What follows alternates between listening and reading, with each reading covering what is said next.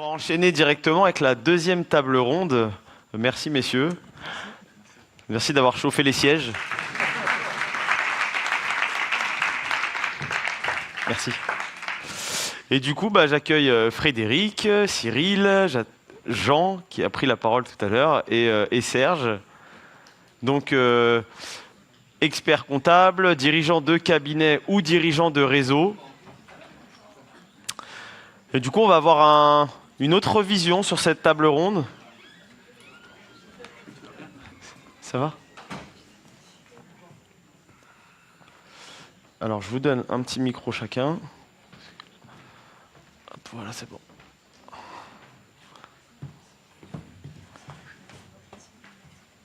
Merci, messieurs. On a fait un petit changement, monsieur l'arbitre. Et c'est reparti. Encore une heure, après, on pourra aller se ravitailler, je crois. Du coup, on est déjà dans le sujet, hein, donc il n'y a pas d'intro à faire. Frédéric, je vais commencer avec toi en tant que responsable de ton réseau, fondateur de ton réseau copilote. Est-ce que tu peux nous dire c'est quoi les signes qui montrent aujourd'hui qu'un cabinet n'a pas encore pris la pleine mesure de la réforme? Parce qu'on a eu tout à l'heure François qui nous disait moi je trouve que les experts comptables ils sont tous dedans. Globalement, hein, je simplifie. Toi, c'est quoi ton regard là-dessus ? Ce que je remarque, un cabinet qui n'a pas pris conscience de la réforme, c'est un cabinet qui pose souvent la question quel PDB je dois choisir. C'est une question fondamentale, mais c'est une question à laquelle on ne peut pas répondre à l'instant T, forcément, simplement, parce qu'on voudrait des démos et il n'y en a pas, puisque ça n'existe pas encore. On voudrait connaître les services qui vont être proposés et on ne sait pas lesquels seront proposés, et on ne sait pas à quel prix. Et peut-être qu'on ne le saura pas d'ailleurs encore au 1er septembre 2026. Il faut avant tout avoir confiance, et ce n'est pas quelque chose qui est facile dans notre profession, on préfère le contrôle sur la confiance. Avoir confiance dans des éditeurs, vous avez pu en voir, certains qui prennent des engagements aussi sur l'avenir. Et puis il faut revenir un peu aux fondamentaux, à mon sens, de la stratégie de la réforme. Ça va être pour moi, avant tout, de se dire avec qui je veux travailler, comment je vais travailler avec ces personnes-là, et puis de se dire en fait, on va avoir un rôle, ça va être d'accompagner nos clients sur leur transition digitale, et puis pour nous, pour protéger notre cabinet, de garder la maîtrise des flux. Moi, je pense qu'il faut combiner ces deux choses essentielles. Garder la maîtrise des flux parce que c'est garder la place de l'expert comptable au centre de la relation client et également accompagner nos clients dans cette transition digitale parce que ça va être un des plus gros bouleversements qu'ils vont connaître de leur actuelle carrière, en tout cas dans la gestion de leur entreprise. Et comment est-ce qu'on va les suppléer sur ce rôle-là ? Alors, je pense que les deux sont liés, puisque c'est en choisissant pour chacun des clients des solutions adaptées qu'on va pouvoir leur permettre à la fois au cabinet de garder la maîtrise des flux et en même temps aux clients d'avoir une solution adaptée et d'avoir un accompagnement que l'expert comptable va offrir. Alors, pour vous donner un exemple, et je crois qu'il faut des moments clés comme on a aujourd'hui pour qu'il y ait un tilt qui se fasse dans la tête de chacun de mes confrères et consoeurs. Et au sein du label Copilote, on anime des événements et je sais que vous aurez Stéphane Reynaud tout à l'heure. Et il y a une journée qu'on a animée notamment en janvier dans laquelle Stéphane a bien posé les enjeux, notamment par rapport aux banques et par rapport aux éditeurs de logiciels dont j'ai beaucoup parlé sur les réseaux sociaux, notamment LinkedIn. Il y a eu une réelle prise de conscience suite à cet événement-là, de se dire qu'il fallait que les experts comptables communiquent dans cette période fiscale et qu'il ne fallait pas attendre plus tard, parce qu'on le sait, les banques se sont bien réveillées pendant cette période fiscale, ils en ont profité. Et je pense que les experts comptables, nous on les a dotés, on a fait le choix de les doter d'un pack de com pour les aider à expliquer à leur équipe quel rôle les banques, quel rôle les éditeurs allaient avoir, et comment, en tant qu'expert comptable, on devait rester au centre de la relation par rapport à tout ça. Donc, je crois que ça a été un levier et une prise de conscience avec cette journée avec Stéphane. Il y en avait eu d'autres auparavant. Et ce qui compte, c'est, je pense, de ne pas rester seul et de bien participer à des moments comme aujourd'hui, vous le vivez, avec votre écosystème pour que l'expert comptable garde ce positionnement central. Mais c'est vrai qu'aujourd'hui, il y a quand même beaucoup d'informations. Hein, c'est ce que disait tout à l'heure François. Les experts comptables sont informés. Il y a une tonne de webinaires, il y a des communications qui partent dans tous les sens, les éditeurs, les groupements, il y a quand même beaucoup d'informations. Ça part un peu dans tous les sens, mais il y a de l'information. Du coup, je ne pense pas que ce soit un problème d'accès à cette information. Serge, est-ce que moi, je pense aussi aux cabinets qui ont un peu moins de ressources. Est-ce que ça peut être justement un des points de blocage qui fait que certains cabinets n'ont pas encore engagé des actions dans cette démarche? Alors nous, on a engagé l'action, mais volontairement on l'a bloqué parce que, comme on l'a vu à la première table ronde, on ne sait pas en fait où on va. Rappelons notre métier de cœur, nous, c'est l'expertise. L'expertise comptable, c'est l'homme du conseil, c'est l'homme de confiance du dirigeant d'entreprise. Et à ce stade, moi, je ne me sens pas à l'aise pour conseiller et ne pas violer cette confiance que m'ont confié mes clients. Donc j'ai reporté en fait à septembre la signature des mandats, le choix de la PDP, etc. Et on l'a vu à la première table ronde, bon, c'était éloquent, on ne sait même pas comment on va pouvoir passer d'une PDP à une autre, on ne sait pas ce que la PDP va proposer, ce qu'elle ne va pas proposer, quels sont les services associés, combien ça va coûter. Donc dire à un client, on choisit telle PDP ou s'embarquer vers du tout gratuit, on a compris que c'était pas une bonne relation de confiance que l'on met en œuvre. Donc on a vraiment un enjeu, professionnel, je dirais, et puis on parle de transition digitale. Moi, j'ai envie de dire une transition professionnelle.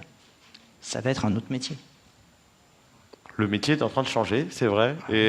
Mais c'est vrai que quand on discute avec des experts comptables, il y en a qui peuvent te dire oh, mais ça fait 10 ans qu'on nous dit que le métier est en train de changer. Et du coup, combien de temps 30 ans que le métier est en train de changer. Ok. Voilà, donc ça fait 30 ans. Bon, j'avais 5 ans, mais donc j'étais pas là encore, mais donc là, ça va être le vrai changement, voilà. Mais justement, Jean, on a cru comprendre tout à l'heure que tu connaissais un petit peu la réforme et que un petit peu. Et du coup, j'aimerais bien avoir ton avis aujourd'hui pour comprendre.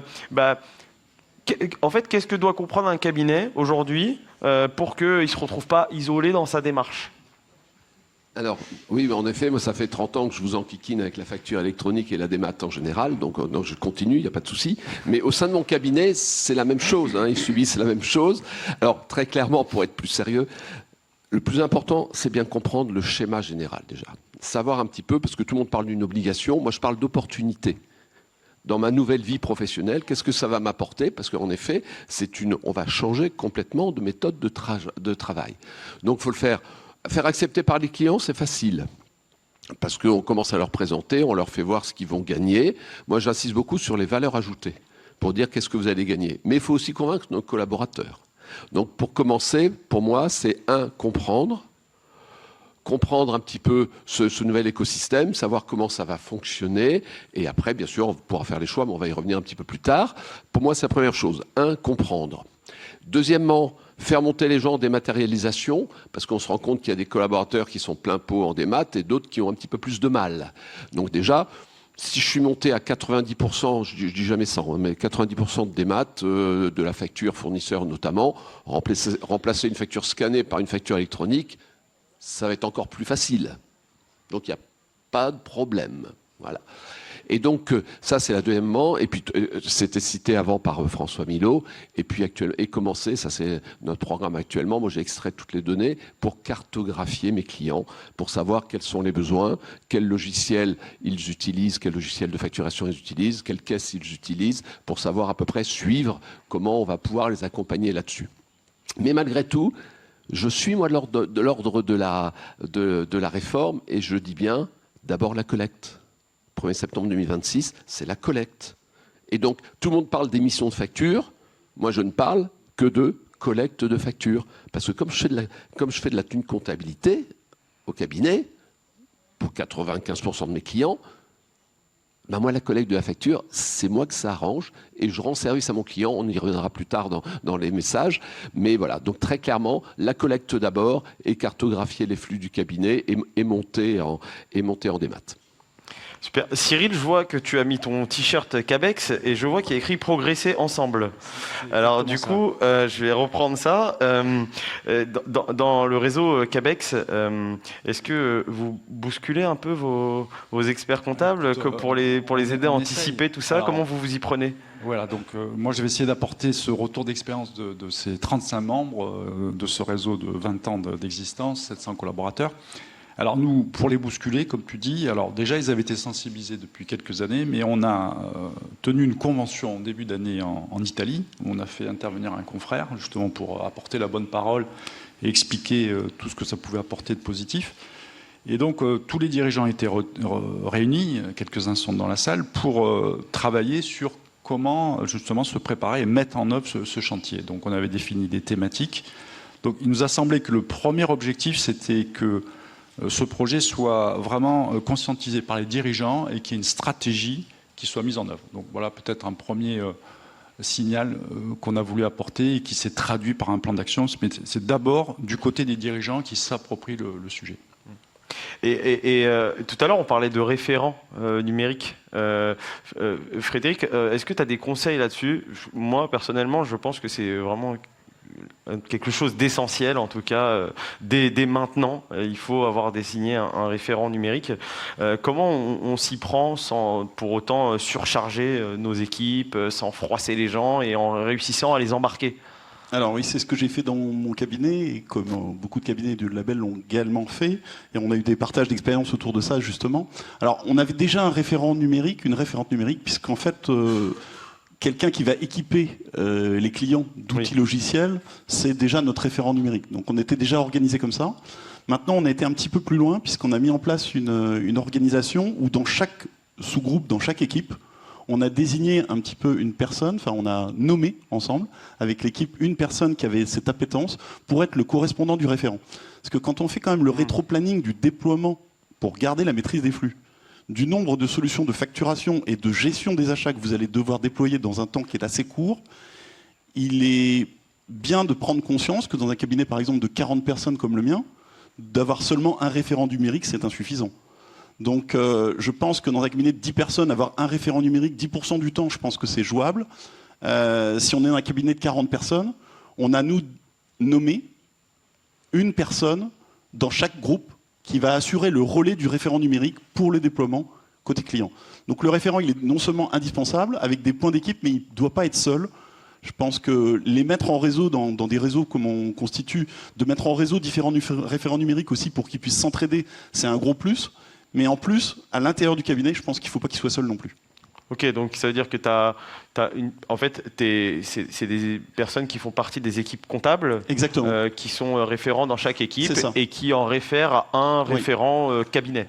Et on les a nommés en s'appuyant sur l'équipe. Il y a ce que j'aime bien dans les organisations un petit peu nouvelles, c'est ce qu'on appelle l'élection sans candidat.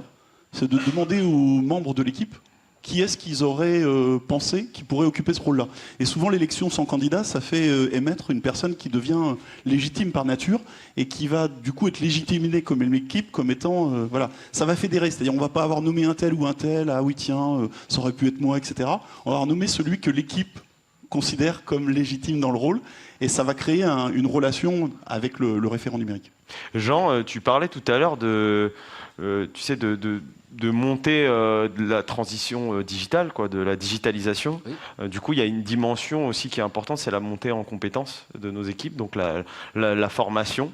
Est-ce que tu as des formats, toi, qui ont bien fonctionné? Est-ce que tu as un retour d'expérience là-dessus? En général, justement, quand on parlait de référents, dans tout projet de démat, on a une équipe. On met en place une équipe parce que c'est un projet d'entreprise. Ce n'est pas un simple produit que j'installe dans le cabinet, c'est une façon de changer ma façon de travailler. Donc nécessairement, il faut une équipe de pilotage là-dessus avec les fameux référents. Et moi, je sais que dans les phases précédentes, qu'on avait fait déjà... dans tout type de projet, quand il y a eu la DSN, quand il y a eu même le passage à l'euro et tout, on a pris l'habitude, ou même quand on a commencé My Company Files, quand on a commencé la dématérialisation de la facture fournisseur, on a toujours pris l'habitude que les gens se retrouvent et on fait un petit point le lundi matin, ils ont 1 heure où ils viennent se rencontrer, où ils se donnent les petits trucs, parce que former les gens, c'est bien, mais il faut qu'ils pratiquent. Et la vraie compétence, c'est de faire. Et de faire, et chacun, animer un petit peu l'équipe pour que chacun qui a trouvé un petit truc cette semaine et que moi je n'ai pas vu, ils viennent me l'indiquer, puis on fait un petit carrefour, on fait des petits carrefours comme ça, 1 fois par semaine, où Les référents sont là et échangent avec tous les collaborateurs qui avancent, qui s'y mettent pour que justement, il faut emmener tout le monde. Il faut donner envie à tout le monde d'y aller. Il faut vraiment... donc, plus que des formations, des ateliers, tout et tout, c'est des rencontres, c'est les petits trucs, c'est de la pratique. Mais justement, ce que j'aime bien, c'est qu'autour de cette table, on a Jean qui est plutôt offensif, vous l'avez compris, et on a Serge qui est plutôt défensif, si je peux dire, sur ton positionnement. Pourquoi ce positionnement si défensif? Je ne suis pas tout à fait défensif. Moi, je suis vraiment sur une expérience. Justement, j'allais rebondir sur ce qu'il vient de dire. L'histoire du référent numérique, c'est une vieille histoire, on nous l'a toujours vendue. Et à mon goût, ça n'avançait pas assez vite. Okay. Donc là, je vais être offensif, tu vas voir. Allez, vas-y. Le référent numérique, c'est un frein. Confier à 1, 2, 3 personnes, ça ne suffit pas. Moi, j'ai dit le référent numérique, c'est le client. Donc c'est lui qui va choisir son outil. Et d'ailleurs, c'est ce qui a fait qu'on a signé avec My Company Files il y a quelques années maintenant, parce qu'on voulait une porte d'entrée pour le client et que tous mes collaborateurs soient des référents numériques. C'est ça la stratégie. Et lors de nos échanges, on a pu voir que plusieurs consultants nous l'ont confirmé. Demain, l'expert comptable, ça va être un multi-outil. On ne va pas être avec notre Sage, notre Cégide ou notre éditeur. Ça, c'est fini. Et nous, on a pris ce parti-là. C'est d'être multi-outil et le bon outil pour le bon client. Ça, je suis d'accord. Donc ça veut dire que derrière, il n'y a plus de référent numérique. Il y a un cabinet qui est un référent numérique. Alors après, il y a des collaborateurs qui auront plus d'appétence ou pas. Donc la réunion hebdomadaire, évidemment, on l'a aussi. Et puis une entraide au sein du cabinet. Mais le portail d'entrée unique pour le client, parce que les clients s'y perdent, il est fondamental. Et puis derrière, le référent numérique, c'est moi. Avec l'API My Company Files, je peux changer d'outil comme j'en ai envie. Le client, c'est opaque. C'est moi qui gère tout derrière. Ça, c'est Charles Olivier qui t'a dit de dire ça. Non. J'ai vu tout à l'heure, il t'a donné une enveloppe. Je t'assure qu'on ne s'est pas consulté. C'est ça. Mais voilà. Ça m'étonnerait que Serge te laisse savoir comme ça. Ouais. Mais c'est important ce qu'on dit, parce qu'on parle d'un nouveau métier. L'expert comptable qui tient les comptes, c'est fini, quoi. Alors, tu verras, ça arrive. Ah, ça réagit là. Ça réagit. Moi, je suis pas d'accord. Je fais de la tenue de comptabilité. Je vais la faire autrement. Je la fais déjà autrement parce que ça fait longtemps que je collecte, plus de 10 ans qu'on bosse ensemble. Donc la collecte avec un outil unique de collecte pour que le client il trouve tout à un même endroit, ça c'est une nécessité pour ne pas écœurer le client.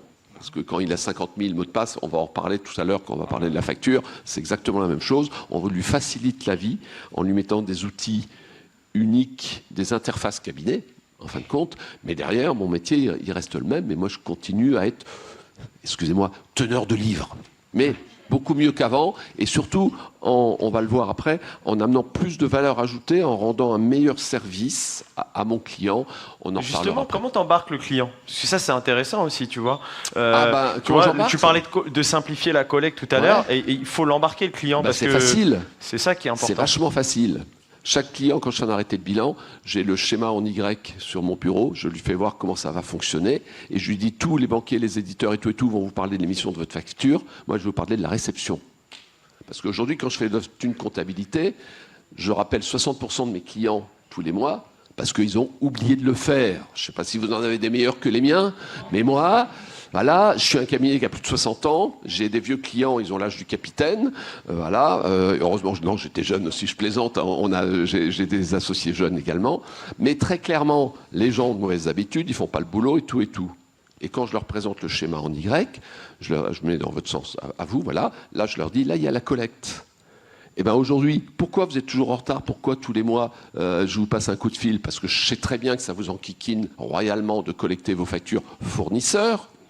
Parce qu'il y en a qui arrivent en papier, il y en a qui arrivent en PDF attaché à un mail, et après, il faut que j'aille chercher chez tous les vendeurs d'énergie ou tous les vendeurs de médias, logging, mot de passe, facture par facture, je vais chercher, et je m'en kikine au plus haut point, et je leur dis, mais ça c'est fini. Je vous ouvre un compte avec le mandat que vous m'avez donné, je vous ouvre un compte de collecte, et moi j'ai l'obligation de recevoir, c'est vachement bien. Parce que tous les autres, ils ont l'obligation d'émettre. Et tous ces gars qui me font ouvrir un compte, login mot de passe pour ouvrir un compte, c'est eux qui vont le déposer dans mon adresse, dans mon espace unique. C'est eux qui vont me le mettre là. C'est pas beau la vie? Donc le dimanche matin, au lieu de passer votre temps, au lieu d'aller à la messe faire du vélo ou d'aller nager, au lieu de ne pas pouvoir le faire et d'être obligé de faire vos factures, ce qui vous gonfle au plus haut point, c'est pour ça qu'on vous appelle une semaine avant, parce qu'on sait que vous allez le faire le dimanche matin, et ben moi je vous débarrasse de ça. Je vous ai ouvert un compte, c'est moi qui l'ai ouvert, c'est moi qui l'ai choisi, c'est moi qui fais la tenue de comptabilité, donc c'est moi qui choisis l'outil. Ça me paraît une évidence. Mais je vous rends un service parce que je vous débarrasse du truc qui vous enquiquine le plus dans le mois. Puis il y a un sujet de valeur à délivrer aussi pour l'expert comptable. On en parlait au moment de la première table ronde et c'est vrai que des fois on a des clients qui nous demandent de délivrer de la valeur mais ils ne nous mettent pas dans des conditions de pouvoir délivrer cette valeur. Donc je pense aussi que c'est le moyen de les embarquer je les débarrasse aussi. de ça et quand on parle de coûts, et je leur dis même, parce que tout à l'heure on me disait là avant là, qu'on est obligé de réduire parce que tout va s'automatiser. Oui, on va dire à nos clients en plus que la compta coûte plus rien. Parce que tout est automatisé. En traitant mon facture X, je prends le XML, c'est automatisé, c'est plus simple, la compta est plus facile. J'ai plus rien à faire, c'est ce qu'on va dire à mon client. Ben, je dis non monsieur, moi je ne réduis pas mes honoraires. Par contre, je prends en charge la collecte. La collecte fait partie de ma mission. L'ouverture du compte, s'il y a un coût, c'est moi qui le paye, c'est mon coût, mais surtout, je ne baisserai pas le montant de ma mission, contrairement à ce qu'on m'a dit à la table ronde d'avant. Non, parce que je rends un service à valeur ajoutée, complémentaire à mon client, et que ma mission de tenue de comptabilité, elle reste une et unique. J'ai entendu des éditeurs qui ne sont pas là aujourd'hui, d'autres éditeurs, dire que la comptabilité, comme c'est le cas de la création d'entreprise c'est devenu un produit d'appel, puisqu'aujourd'hui on vend des créations d'entreprise offertes, les néobanques, des legal tech le font, et que demain, la comptabilité sera aussi un produit d'appel. Il y a des éditeurs qui sont convaincus par ça. Oui, parce qu'ils ne voient pas que les services complémentaires que je peux rendre à mes clients. Donc moi, aujourd'hui, ma démarche, c'est de donner envie aux clients d'y aller. Et quand je lui présente ça, à la fin, il me dit « on commence quand ?» Donc j'ai inversé le rôle. Justement, Frédéric, Cyril, je veux bien votre point de vue sur un sujet. C'est justement les nouvelles offres, parce que tout à l'heure, on en a rapidement parlé, mais on n'a pas vraiment eu d'éléments de réponse. Et ce serait intéressant d'avoir votre vision à vous par rapport à vos adhérents, vos membres. C'est comme ça qu'on dit? Ouais, c'est ça, des membres. Ok. Par rapport à vos membres, est-ce que vous pouvez nous donner des exemples concrets de missions sur lesquelles on va pouvoir aller? Alors oui, on a réfléchi pas mal aux missions futures, mais on a décidé de faire une priorité pragmatique. C'est en fait, je reviens à la stratégie, la maîtrise des flux, qui est quand même la clé. Et comme le disait Jean tout à l'heure, en fait, la première obligation, c'est l'obligation de réception. Donc en fait, si on veut être pragmatique et focus, il faut d'abord proposer à nos clients une migration qui leur permette de s'équiper d'outils de réception de factures clients et avoir une offre de service en face de ça. Ça, c'est déjà la base. Et à mon avis, c'est la priorité. Donc, avant de réfléchir à toutes les missions qu'on va pouvoir faire, quand on aura les flux, quand on aura la data, moi, je pense qu'il faut être focus et opérationnel et déjà avoir une offre de service écrite et appuyée. Donc, on a organisé notamment un webinaire dans lequel on a travaillé sur le marketing de l'offre, parce que les cabinets qui proposent à leurs clients de les équiper d'outils de gestion, d'achat, sans avoir d'offre de service, c'est des cabinets qui vont offrir les prestations. Donc, c'est un vrai risque. Nous, on a décidé de les tarifer. Par exemple, dans mon cabinet, je vais te donner l'exemple très concret pour vous aider aussi. On a décidé de les tarifer. On avait une difficulté, c'est qu'on a imaginé que le déploiement de l'ensemble de nos clients, ça allait prendre un certain temps. Prendre ce temps-là, il faut démarrer le plus tôt possible. Pour démarrer le plus tôt possible, il faut des early adopters, des gens qui vont se lancer, des clients qui vont accepter dès le début. On a décidé de faire une promotion en disant, voilà, pour ceux qui accepteront la migration en amont, on va vous offrir la partie formation sur les outils. Et on va vous faire 50% de remise sur les coûts logiciels jusqu'au 1er septembre 2026. De telle sorte que vous ayez une zone d'entraînement qui va vous permettre d'être à l'aise, de vraiment vous préparer et d'avoir le temps qu'on puisse vous accompagner sereinement à la digitalisation de vos process, avec des conditions un petit peu favorables au niveau prix et pas avoir le sentiment de payer deux fois, c'est-à-dire de se dire j'ai l'obligation seulement 1er septembre 2026, ils vont me facturer ça déjà avant, etc. Donc on a fait 50% de remise sur le coût logiciel à partir du 1er septembre 2026, on augmentera, et on a décidé de faire le choix d'offrir la formation. On a mis une date butoir, parce qu'on ne va pas faire ça éternellement jusqu'au 1er septembre 2026, on a mis le 31 décembre. Si vous faites ça avant le 31 décembre, on pourra vous accompagner dans cette migration-là, selon ces conditions. Ce qui est sympa, c'est j'aime bien le zone d'entraînement. Tu vois, je trouvais ça intéressant. J'ai complété, parce que j'ai une autre méthode, mais qui est complémentaire. Il n'y a pas de seule solution. Depuis toujours, on facture en plus de zone horaire 6%. Avant, c'était des frais pour les manifolds, pour les caisses, pour les documents papier qu'on remettait aux clients. Et maintenant, c'est des coûts pour l'informatique. Donc, quand on a ouvert un compte My Company Files, par exemple, les gens nous ont dit, ça va nous coûter de l'argent ou pas? Non, vous l'avez déjà payé. Donc, vous perdez de l'argent si vous ne l'utilisez pas. Enfin, moi, j'inverse le truc. Donc, ils payent tous des frais qu'on appelait frais de chancellerie dans le temps, qui maintenant sont des frais informatiques, de tirage, de téléprocédure, de tous les outils qu'on met en œuvre. Et je dis au client, mais tu l'as déjà payé? Là, tu valorises. Donc, voilà, tu valorises. Tu l'as déjà payé, utilise-le.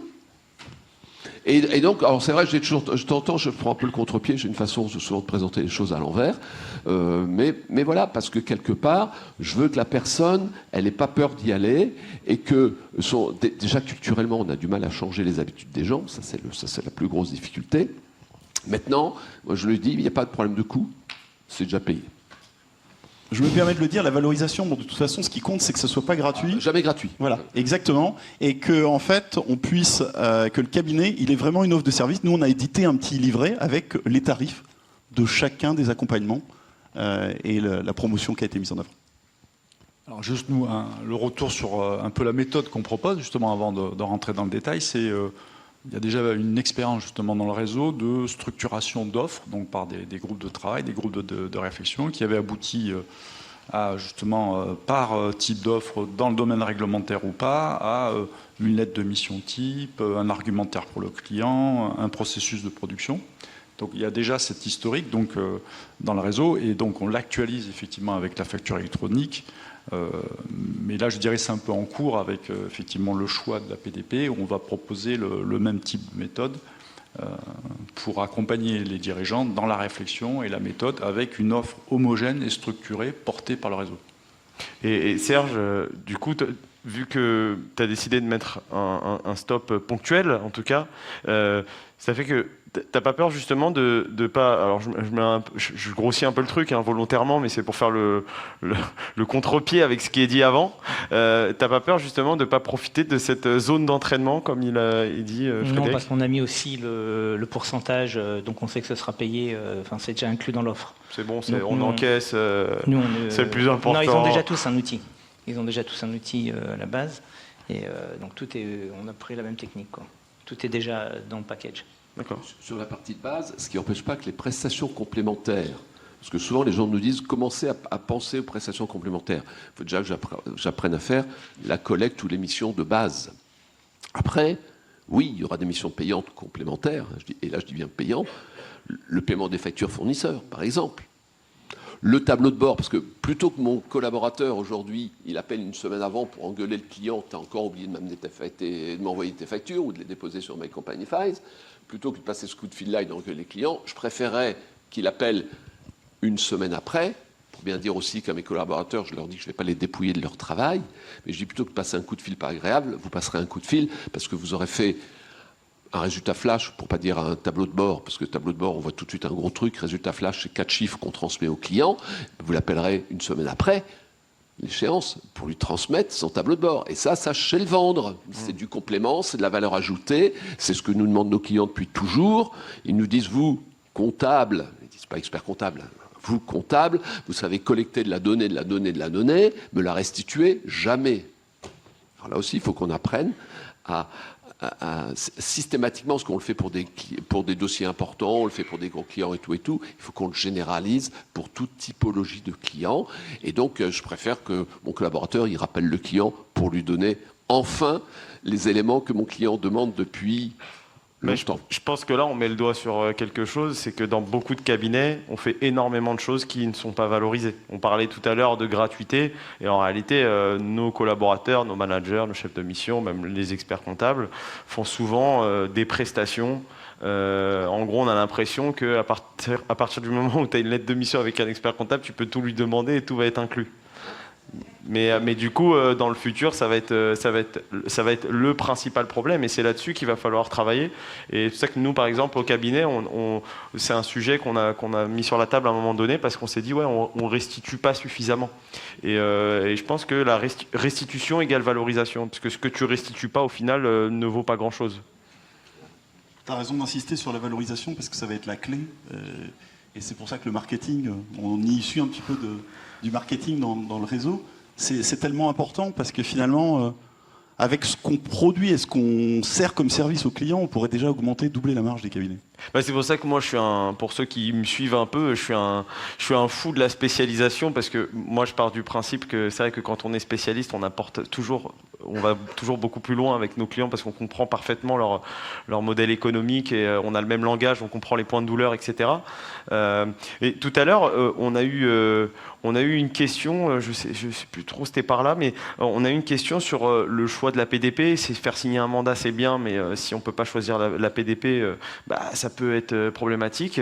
Donc, si on se dit que pour l'instant, on n'a pas le choix potentiellement d'attendre, parce qu'on doit faire cette segmentation, etc.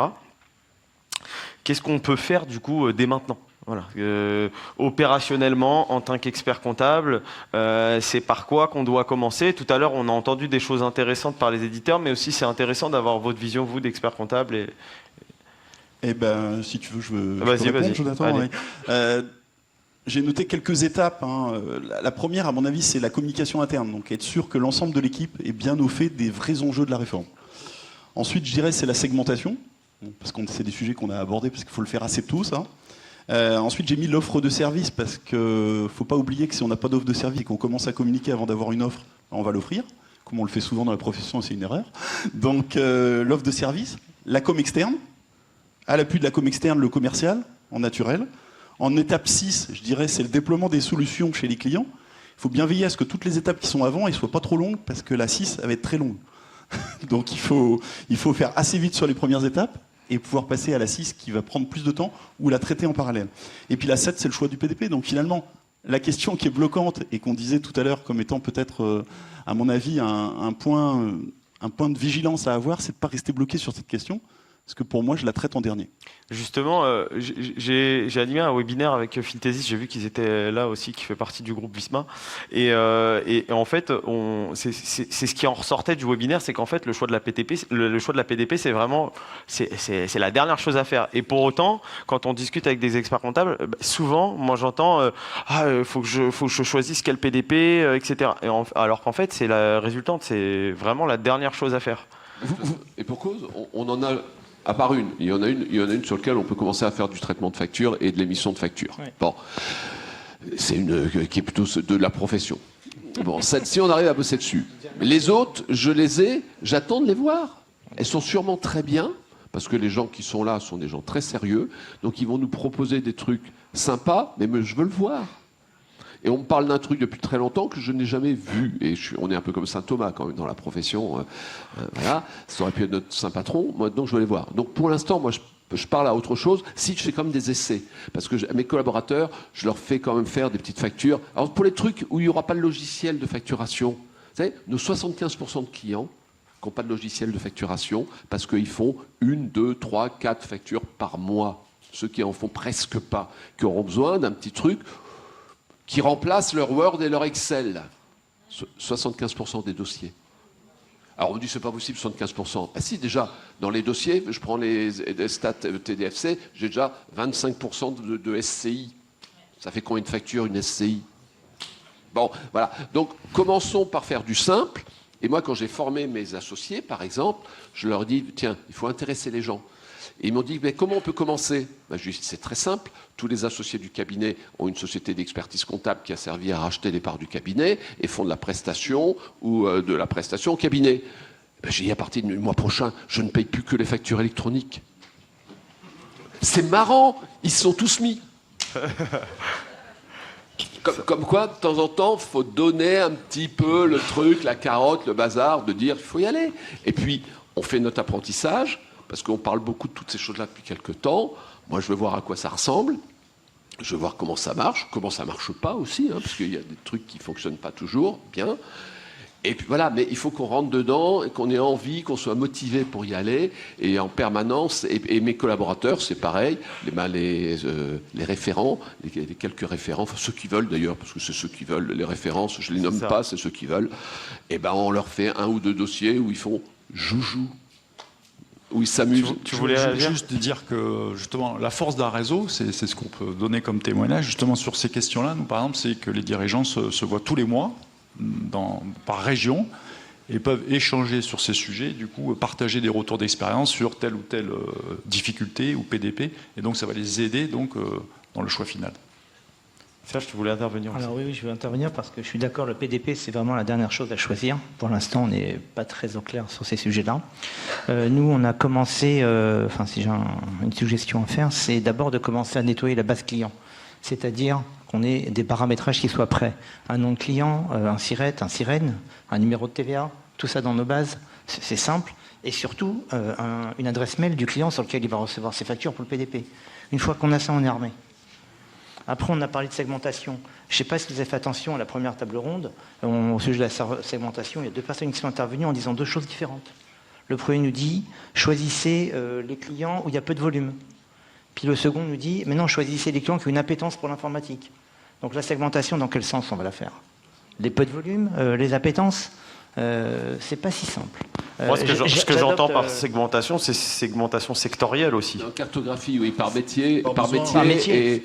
Et moi, dans le fichier que j'ai fait là-dessus pour choisir mes métiers, j'ai tous les régimes fiscaux, des obligations et tout, et j'ai les volumes d'écriture, d'achat et de vente. Et puis je regarde s'il y a une caisse, s'il y a des écritures de caisse. Voilà. Et derrière, je demande, quand il y a un journal de vente avec des factures, quel est le logiciel utilisé ? Word, Excel en étant un, c'est ce que je vois dans 3/4 des cas de figure, voilà, ou OpenOffice. Et après, et en caisse, quelle caisse ? Parce que par exemple, on nous parle du e-reporting et des caisses, il n'y a toujours pas de normes sur les caisses. Donc je ne sais pas, pour l'instant, on nous a dit avant, il va falloir faire un transfert entre les caisses et les PDP. Sauf que moi, j'avais commencé à ouvrir un groupe de travail pour faire TicketX et ZX, en phase de facture X. Mais aujourd'hui, la norme n'existe toujours pas. Donc je ne sais pas comment transférer les aides quotidiennes de caisse, puisque ça va être ce qu'il va falloir mettre au niveau du reporting. Et aujourd'hui, cette norme n'existe pas. Donc j'attends pas que tout marche. On commence par la facture, on commence par le invoicing, on commence par la facture pour bien maîtriser ce truc-là. Et puis surtout, on explique aux clients comment ça va fonctionner. Et moi, je leur ai dit, écoutez, c'est simple, quand je ferai signer mon mandat, quand j'ouvrirai votre compte d'abord de collecte, après on verra bien l'émission, quand j'ouvrirai votre compte, là, je vous ferai une formation d'1h30 par groupe de clients pour ouvrir leur compte, pour qu'ils sachent qu'ils vont recevoir des conditions générales de vente à signer, tout le Bataclan, quoi. Justement, là, dans les gens qui sont présents ici, qui a fait ce travail de segmenter sa base de données c'est juste pour avoir un petit aperçu ? Ouais, donc il y a à peu près, on va dire qu'il y a 15%, 15-20% de la salle. Un peu plus. Je suis très nul en calcul, c'est pour ça C'est pas grave. 25%, c'est bon. Allez, on pour parle ça que t'es là-dessus. expert comptable. Heureusement qu'il y a des outils. Hein. Voilà. Non, mais c'est vrai que du coup, bon, déjà au moins, ça veut dire que la plupart des gens là, qui sont présents, normalement, vous savez ce que vous avez à faire dès lundi matin. C'est d'attaquer la segmentation de votre base de données, mais qu'elle soit clean. Nous, on est passé par là. On a fait une migration de notre CRM, et quand on a migré notre CRM, on s'est rendu compte que, en fait, notre base de données, elle n'était pas si propre que ça. En fait, on a des cabinets qui ont été intégrés avec le temps, des cabinets historiques d'il y a 15 ans, etc. Et du coup, tu te rends compte qu'il manque des infos dans tous les sens. Et qu'elle n'était pas complète. Parce Et que qu'elle était incomplète, j'avais bien ma sûr. base client, et les écritures, il a fallu que j'aille les extraire depuis la comptabilité parce que c'était pas connecté. Et c'est un gros travail, hein. C'est un travail qui prend énormément de temps, mais pour autant qui est indispensable. Ça permet de cleaner un peu toutes les informations, donc c'est intéressant. Est-ce que j'aimerais bien avoir aussi on parle beaucoup on est un peu, on a un message des fois un peu d'urgence où on dit les gars, faut y aller. est-ce qu'en réalité, on est toujours dans cette urgence-là aujourd'hui? Et à partir de quel moment, je vois Serge qui fait ça direct, et à partir de quel moment on va vraiment être dans l'urgence pour que les gens se disent « Bon, ok, je peux quand même profiter de mes vacances, et puis après, je peux m'y mettre ». Je peux Vas-y. y répondre. En fait, je pense qu'il faut simplement simuler. On va se dire, en gros, si on prend l'exemple très concret d'un cabinet de 10 collaborateurs, bon, il va avoir peut-être à peu près 200 dossiers, mettons, 200 dossiers à migrer, quoi. Hein, donc sur des plateformes d'achat ou de facturation, et les deux parfois. Donc si on se dit qu'on liste dans les clients du cabinet ceux qui n'ont pas plateforme de facturation et qui n'ont pas non plus de gestion des achats, en fait, on va avoir à peu près 200 clients qui vont s'inscrire. 200 clients, c'est à peu près sur 10 collaborateurs, ça en fait 20 par collaborateur. En moyenne, on considère que passer du temps sur la migration, ça va prendre à peu près 4 heures par client, sans parler de la gestion de projet. C'est-à-dire en étant effectif, c'est-à-dire apprendre aux clients à se servir des nouveaux outils, de la nouvelle plateforme, etc. Minimum 4 pas heures. La sensibilisation du client, Oui, la communication avec le client. Après Là, tout c'est- ça, après après tout la ça. gestion de projet, hors gestion de projet, je pense que du coup, ça représente 800 heures. 800 heures, on fait le calcul rapidement, il reste 5 mois. Septembre, octobre, novembre, décembre.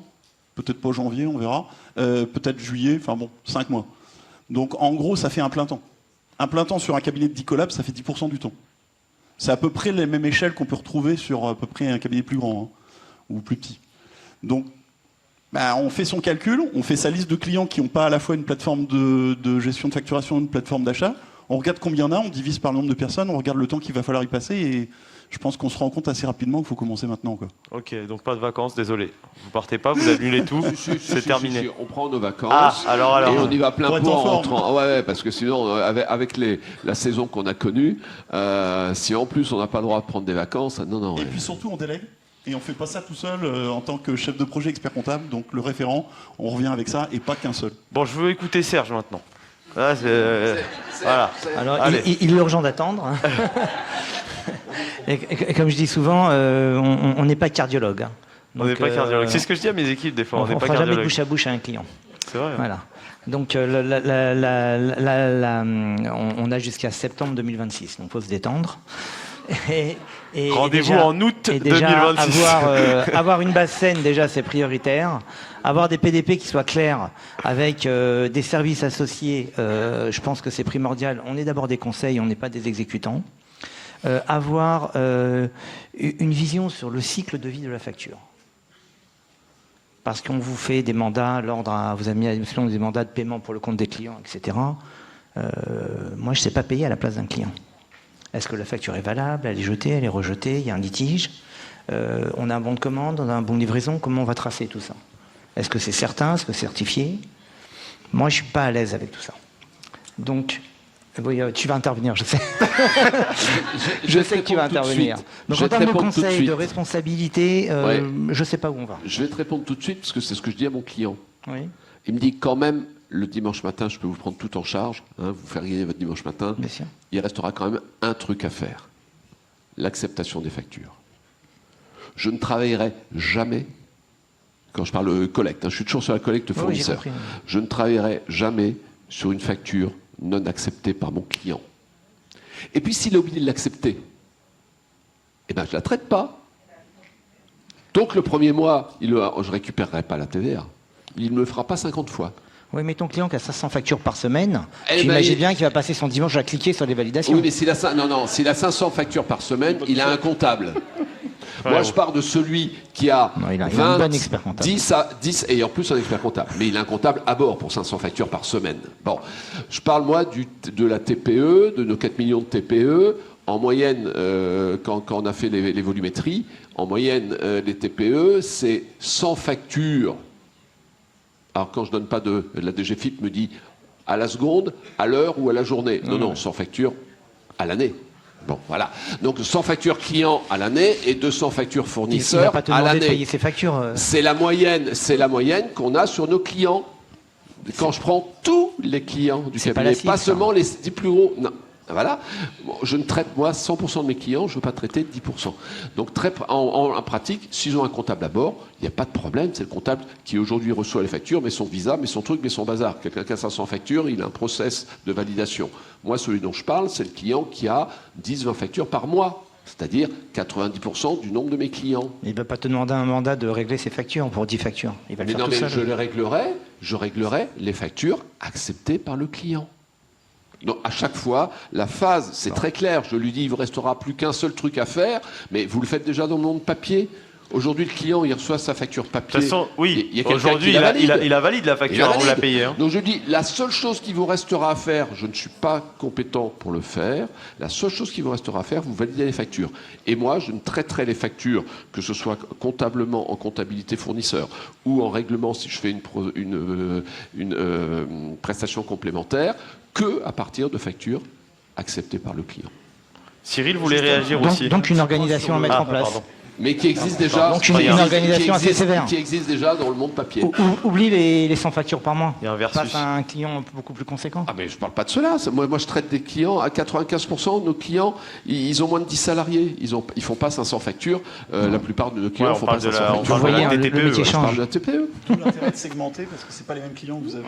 Ouais, c'est clair, c'est clair. Non, je voulais juste dire, sur le planning, sur le moment de démarrer, quand on avait fait intervenir le confrère italien, il nous avait dit, finalement, c'est mis au dernier moment, puisqu'il y avait eu des reports, et puis d'un coup, l'État avait dit, on y va. Donc, ils ont survécu, certes, mais la différence, c'est qu'en Italie, c'est qu'un acteur public. Et en France, il y a des concurrents. Ouais, donc, il me semble que ne pas se préparer, c'est quand même s'exposer. Et pour faire bouger les choses, on sait tous que ça prend du temps. Donc nous, notre conseil dans le réseau, c'est justement d'anticiper et de suivre des étapes. Moi, je pense que quand même...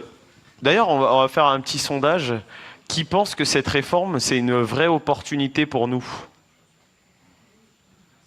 Ah, c'est chouette, on est positif. Voilà. Non, mais c'est vrai. Alors, ceux qui sont sur YouTube ne voient pas le public, je pense, mais du coup, presque tout le monde a levé la main, sauf ceux qui dorment. Mais...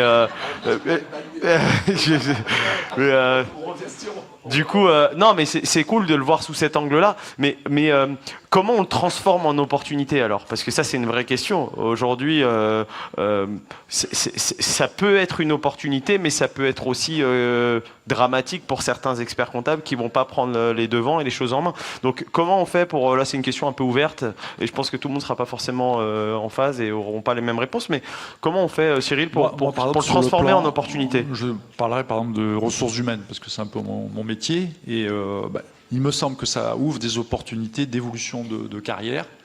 Et justement, on a parlé nouveaux métiers, nous, dans le réseau, donc pour voir comment les gens peuvent évoluer. On va en parler lors des universités. Donc, je pense que ça peut être un élément d'évolution des personnes et d'enrichissement au sein du cabinet. Voilà déjà un angle, à mon avis, d'une opportunité positive. Moi, l'opportunité, c'est vraiment le prisme professionnel qui change et d'être plus sur une qualité de service client plutôt que sur une tenue de comptabilité. Aujourd'hui, les chefs d'entreprise, les petits comme les gros, ce qui nous disent, si on veut faire notre métier et laisser nous travailler, à nous de les décharger de tout le volet administratif, comptable, fiscal et ce qui va autour. C'est ça l'opportunité. Je pense qu'on est dans un monde qui bouge, donc on va avoir le besoin d'être très à l'écoute de nos collaborateurs, à l'écoute de nos clients et à l'écoute de nos confrères, parce que dans le cadre d'un réseau, comme on est plusieurs à partager ce projet-là, je pense que c'est pas mal dans un monde qui bouge, de s'entourer pour faire en sorte que même les cabinets indépendants, les cabinets de petite taille, ils ne soient pas isolés et qu'ils puissent challenger les cabinets plus grands. Moi, mon envie, quand je regarde ce que c'est que comment ça se passe chez moi, je ne sais pas comment ça se passe chez vous, j'ai plus de mal à trouver des collaborateurs que des clients. Je voulais en parler, c'était ma dernière question, je vais parler de ça. Excuse-moi, je suis désolé. Ah non, mais je vais parler de ça justement. Je suis désolé d'avoir anticipé ta question. Donc moi, aujourd'hui, je veux que mes collaborateurs, ils aient envie, que je leur donne un intérêt dans l'évolution et qu'ils s'approprient complètement ce truc comme étant...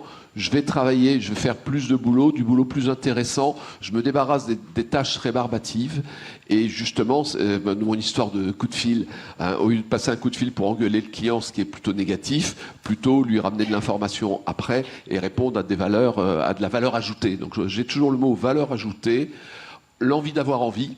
Je suis pas venu avec ma guitare, mais sinon on va se le faire en Johnny. Voilà, pour moi, c'est les mots importants, c'est que les gens, ils aient envie d'avancer, ils adoptent et que ça soit pas une obligation. Alors, le 1er septembre 2026, merde alors, une obligation aller, plus. Quoi. Voilà, donc il faut y aller. Non, moi j'ai envie de dire, on va... Alors au début, bien sûr, ça va être un peu galère, ça va pas marcher du premier coup, ok. Mais après, on voit quand même un truc où on va améliorer dans notre mission, on va travailler mieux au service de notre client. Et donc on va valoriser mieux le collaborateur qui va mieux travailler pour son client. Et justement, l'humain, et ça c'était vraiment la dernière question, parce qu'on est tous confrontés à la même chose, c'est que le marché est en grosse tension, on galère tous, je pense, à recruter. Il y a l'importance de la marque employeur, fidéliser ses équipes, etc. Mais c'est quoi les profils de demain, du coup? Parce qu'effectivement, il y a une mutation professionnelle, changement du métier. Est-ce qu'on va continuer de recruter des collaborateurs comptables qui sortent de DCG, BTS, DSCG, CCA? Est-ce qu'on va plutôt se diriger vers des écoles de commerce qui auront peut-être moins d'appétence comptable au départ, mais parce qu'il y en aura peut-être moins besoin et qui vont plus aller être au contact du client? Est-ce que ça va changer? Aujourd'hui, notre problème, c'est de trouver des jeunes qui ont envie de travailler. Donc moi, quelle que soit la formation, je vais être honnête, alors après j'ai plusieurs niveaux, hein, excuse-moi, je schématise un peu. Le premier truc, pour moi, c'est le savoir-être. C'est quelqu'un qui est capable de... Pour moi, plus je dématérialise, plus je mets d'humain. C'est aussi mon maître mot. J'ai quelques phrases que je reprends toujours. Et très clairement, oui, la relation client est primordiale. Donc moi, je cherche des gens qui soient capables de communiquer, qui soient capables de travailler en équipe, qui soient capables de communiquer avec un client. Et après, je les forme. Donc s'ils ont envie d'avancer et de travailler... quel que soit leur... Alors, bien sûr, je ne vais pas prendre des gens avec zéro formation qui sont incapables de comprendre et tout. Je ne sais pas ça que je veux dire. Mais très clairement, c'est d'avoir des gens qui ont envie d'apprendre, d'avancer et qui ont une capacité relationnelle, parce que de plus en plus, c'est ça dont je vais avoir besoin le plus, c'est la relation. On finit avec Fred sur ça. Je crois qu'il faut mettre en perspective le rôle par rapport à l'arrivée de l'IA. Il faut se concentrer sur le relationnel, sur les soft skills, comme vient de dire Jean, parce qu'en fait, c'est ce qui fera toute la différence. Le monde va manquer de relationnel, et il faut qu'on devienne de véritables coachs clients, j'oserais même dire des copilotes. Pas mal, bien joué, bien joué. Pas mal, alors là on peut applaudir.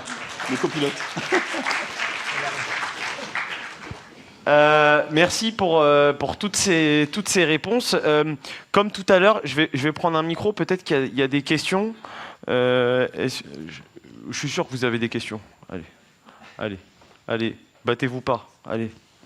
Je descends pas pour rien. Il faut que vous trouviez des questions. Mais vous avez le droit de poser des questions à Jean. Vous inquiétez pas, il va rien vous faire. Hein.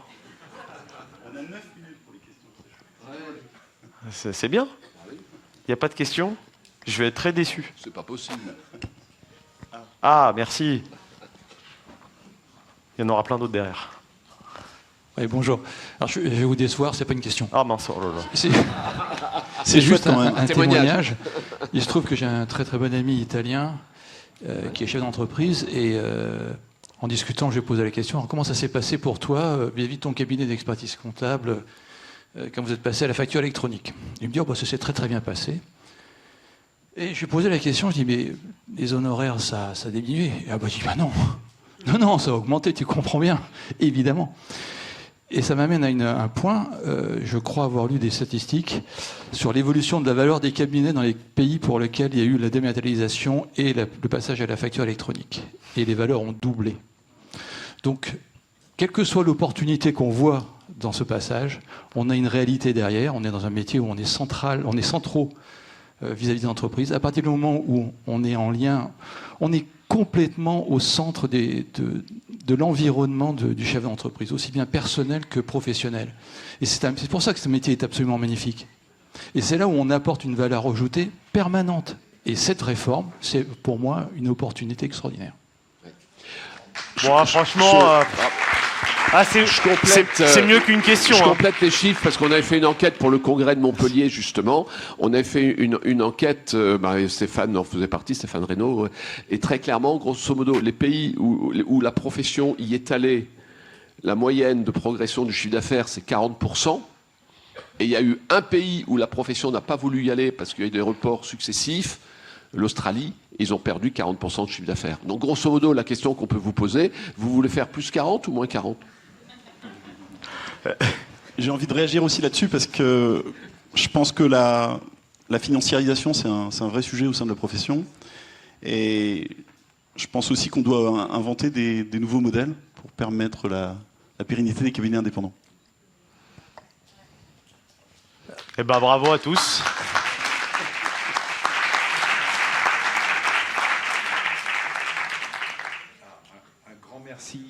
Un grand merci à tous les quatre et merci Thierry. Alors je dois dire, je suis assez fier parce que je trouve que les clients de My Company Files sont particulièrement brillants. Donc, merci pour vos contributions. Et c'est amusant, clin d'œil pour Thierry, qui est un de mes premiers clients. Et je me souviens de notre premier contact par téléphone où Thierry m'a dit non mais tout ça on s'en fout. J'étais en train de lui présenter les introductions et droit au but quoi. Donc Thierry qui a été directeur financier de Dailymotion si je me souviens bien pendant la grande période de croissance. Donc voilà, c'est une profession qui est super riche et il y a un avenir de fou. Alors je vais pas tenter l'exercice de résumer, de faire une synthèse de ce qui a été dit parce que c'était assez large. En revanche, je retiens quelque chose. Serge, je t'embauche sur la promotion de My Company Files. Non. Ce qui est super intéressant, notamment dans ce que vous avez dit, c'est que c'est vrai que et j'avoue, c'est quelque chose qui a été une frustration pour moi dans ces derniers mois, c'est d'entendre les experts dire faut que je trouve mon PDP. Et là, je vous entends dire ok, alors il y a une réalité, on est bien conscient, il faut travailler pour savoir comment on va aborder le sujet. Mais du coup, moi, ce que je retiens, c'est pousser vos flux à 100% aujourd'hui sur le portail My Company Files, parce qu'on l'a entendu, ça permet d'avoir une maîtrise, ça permet d'avoir le point de départ, la rampe de lancement. Vos clients, à partir du moment où ils sont dessus, ils pourront accéder aux outils, d'ailleurs ou pas, ça fait partie des choses sur lesquelles on travaille pour vous amener en fait la gestion des statuts sur le smartphone dans votre appli. Donc à partir du moment, je prends ton exemple, et oui, 95% des clients des experts comptables sont de la TPE ou de la TTPE, donc ça veut dire que pour ces gens-là, cette catégorie de clients-là, il faut que ce soit super simple. Donc merci de l'avoir souligné. Et puis, on a peut-être un Astérix à venir, un nouvel Astérix, Ticketix, Zedix et Facturix. Hein. Voilà. Donc, ça vient vraiment de ça. Facturix, ça vient vraiment d'une histoire d'Astérix entre les Allemands et les Français. ok. Voilà, donc merci encore à vous. Jonathan, un énorme merci. Je pense qu'on peut parce que c'était animé de main de maître. Est-ce que tu veux, toi, apporter une... Non, déjà, je voudrais vous remercier encore parce que c'est un exercice que j'aime faire. Je trouve que c'est les échanges hyper intéressants. Ça fait avancer la profession. Moi, je suis un amoureux du métier. C'est pour ça que j'ai adoré votre témoignage. Je trouve qu'on a un métier formidable. Tout reste à faire. Et effectivement, nos modèles doivent changer. C'est hyper excitant. Et du coup, c'est pour ça que j'adore passer ces moments-là avec mes confrères et puis avec les éditeurs aussi. Et du coup, juste... Je me disais, il y a un truc que j'ai noté qu'il faut que je dise. Là, on a parlé flux facture électronique. Et n'oublions pas qu'à partir de septembre 2026, il va y avoir de la facilitation sur les flux des gros émetteurs, dont Cégide. Hein, voilà. Les banques, évidemment, les opérateurs mobiles. Mais il va continuer à y avoir le flux de tout le monde, tout le reste. Donc ce flux-là, il faut continuer à pouvoir le collecter dans un environnement très simple, avec des gens qui n'ont pas le temps. Donc encore une fois, le PDP sera une brique dans votre écosystème, mais c'est pas la plateforme d'entrée du client au cabinet. Voilà. Et ça ne retire pas la porte d'entrée au cabinet. L'interface unique avec le client, pour lui simplifier la vie. Je vais me transformer en Nelson Montfort. And chance of work. Merci beaucoup. Merci encore. Je pense qu'on peut les applaudir. On peut applaudir Jonathan.